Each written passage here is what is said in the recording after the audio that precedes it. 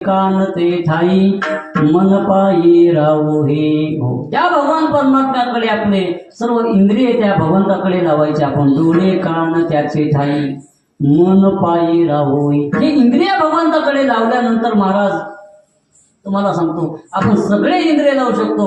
पण त्या इंद्रियामध्ये महाराजांनी सांगितलं की देवा माझे या सगळ्या इंद्रियापैकी जे चंचल चपळ असणारं मन आहे ना मन पायी राहू हे.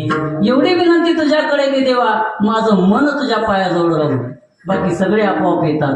कारण बाकीच्या इंद्रियाला बोलवावं लागत नाही. फक्त त्या इंद्रियाचा राजा मात्र अगोदर तू काय कर तुझ्या चरणाजवळ लागू दे. मन पायी राहू हे. कारण हे इंद्रिय असे आहे हे मन असं आहे या इंद्रियामध्ये की या सगळ्या इंद्रियाला काय करतं ते कामाला लावतो. म्हणजे या सगळ्या इंद्रियाचा राजा कोण आहे?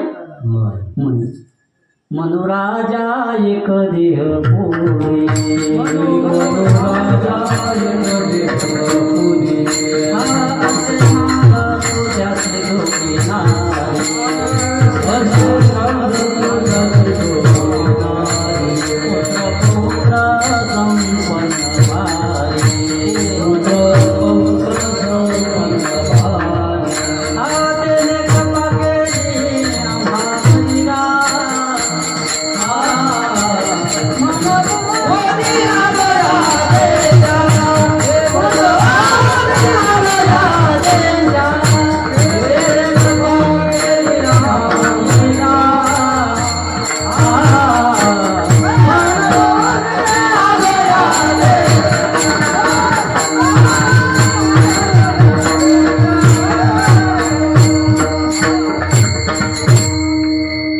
सगळ्या इंद्रियामध्ये खतरनाक इंद्रिय कोणता असेल तर मन आहे महाराज.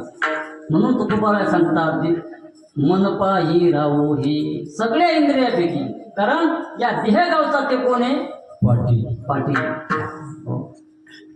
पाटील देहगावचा विश्वास घात करील नेमाचा पाडील फाशी. तो मनाची पाटील